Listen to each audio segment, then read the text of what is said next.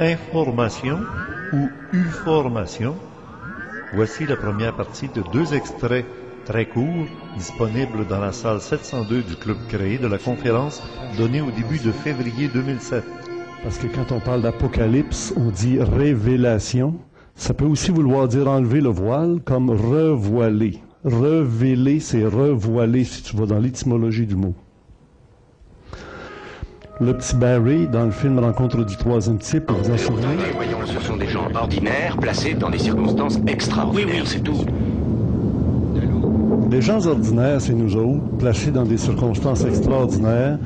Quand on va être mis au fait, puis quand on va savoir que ça se passe, quel genre de réaction on va avoir? Quel genre de réaction la population va avoir à travers le monde? Alors, on tourne la page couverture pour arriver à la page 1. Information, désinformation. Vous avez pu lire le texte. On arrive à l'escadrille des Avengers qui est disparue dans le triangle des Bermudes, de l'escadrille 19, que les avions du vol 19 disparu le 5 décembre étaient dirigés par le lieutenant Taylor. Frank Taylor. Ça, c'est historique. Frank Taylor, lieutenant aéronaval États-Unis. Matricule 064122. Disparu au large de Chicken Shoals, escadrille 19. Escadrille 19. Lieutenant, bienvenue au pays. Quand vous avez vu le film, vous n'aviez pas imaginé que c'était le vrai nom du vrai gars qui était... Capitaine aéronaval des États-Unis. Ça, c'est le vrai Alan Hynek Capitaine. du projet Blue Book, Par ici, s'il vous plaît. qui appartient à un organisme indépendant. C'est le vrai. Dans les documents que je vous ai remis, de lire ce qui est écrit, il y a beaucoup de textes. Il y a les 3 types d'information, la désinformation et la surinformation. Vous avez été témoin des intoxications et de la diabolisation. Ça fait partie des méthodes pour dénaturer l'information. Alors, l'intox, comme dirait Jimmy Gill dans le temps, il parlait toujours de l'intox. Ben oui, c'est de l'intox. On dit des choses fausses, puis on en fait des vérités, ou on dit des véritables affaires qu'on fait passer pour des mensonges. Ici, ça va être très important. Plus tard, on va en parler de ça plus tard. La psychologie de la manipulation mentale, l'aspect psycho. Argument d'autorité qui justifie la hiérarchie. Les règles obligeant à demander sans cesse une autorisation pour des actes élémentaires dans la vie quotidienne. Et finalement, culpabiliser ou ridiculiser ou diaboliser. Et maintenant, en métapsychologie de la manipulation mentale, ce serait d'agir sur le plan de vie d'un individu, d'une collectivité. C'est comme je vous dis, on va en parler dans les mois à venir avec les contactés, avec des psychologues, avec des psychiatres. On tourne la page. L'information et l'uformation. Area 51. Alice Bomblazar, qui dit qu'il a travaillé comme ingénieur à l'intérieur de Area 51, qui a vu des soucoupes volantes, des wreckage, là, des débris, mais il a vu aussi des appareils qui sont très fonctionnels et qu'il y a des petits gris qui aident des Américains à les faire fonctionner. Puis les Américains, GI, ils apprennent à naviguer avec des soucoupes volantes. And that's the only thing that I can tell you about it because it's the only thing that I really know. This is another historic piece of video footage. It is the first footage ever taken of the actual installation inside Groom Dry Lake from the top of the mountain, which you saw climbed earlier in this videotape. Is what most people would commonly call a UFO. Through the binoculars, it is actually almost saucer-shaped and looks very much like the drawing in the back of my book. This is a drawing of the craft that you were observing. Then these craft are actually time machines. You see it just come back. It just materializes out of nowhere. And there it's gone again. This is uncut, unedited film. It is rolling exactly as we shot it. These craft belong to the United States government and are flown from a super secret test site owned and operated by the United States government, which the government denies exists. You will also see voilà. that. C'était pour Area 51. Vous dites qu'il y avait 3 niveaux, le secret défense, le top secret et l'ultra top secret qui concerne les dossiers sur le phénomène extraterrestre, aliénigène.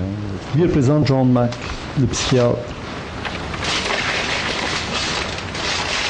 qui est mort lui aussi d'un accident frappé par une auto. Au Salisbury Club, à 11h. C'est un service qu'on vous rend. C'est un service qu'on vous rend. Pensez-y. Je vais vous montrer des choses étonnantes aujourd'hui. C'est tiré de films.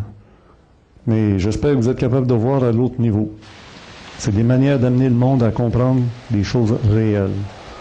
C'est pas de la science-fiction. Par contre, quand quelqu'un de votre genre s'en mêle, ça nous pose toutes sortes de difficultés. Et pourquoi ça? Votre réputation, docteur. Votre autorité reconnue dans les cercles psychiatriques. Parce que un homme de votre niveau n'est pas si facile à discréditer. Pourquoi voulez-vous me discréditer? Laissez-moi vous raconter une histoire. Supposons qu'il y a bien des années, un groupe de spécialistes ait été formé et chargé de se livrer à une enquête sur certains phénomènes. Et imaginons que les nombreux et remarquables savants de ce groupe puissent un jour trouver des réponses satisfaisantes à ces mystères, et qu'on puisse compter sur eux pour ne pas divulguer quoi que ce soit avant d'obtenir ces réponses.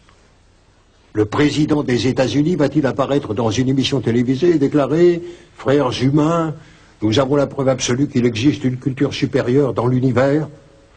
Ces hommes viennent de Dieu sait où. Peut-être simplement de l'espace. Peut-être d'une nouvelle dimension de l'existence. Et ils kidnappent nos citoyens et les enlèvent pour leur expérience. Ils s'en servent comme cobayes humains, recueillent des échantillons d'ovules et de sperme, dont ils imprègnent ensuite nos femmes, avant de retourner à nouveau dans le corps de ces femmes pour y voler les fœtus qu'elles ont portés jusque-là.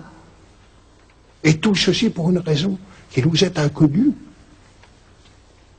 Non. Donc je vous le répète, docteur, en attendant le jour où nous saurons de quoi il s'agit, jusqu'à ce que nous ayons de vraies réponses, la politique de nos gouvernements demeure. Il n'y a rien dans l'au-delà. Ce n'est que de la science-fiction, le domaine de quelques illuminés, lunatiques, cinglés.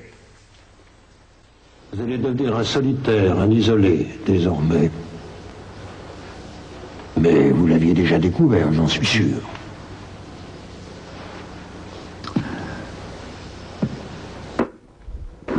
Le message est clair, hein? C'est le docteur John Mack, psychiatre, prix Pulitzer de littérature,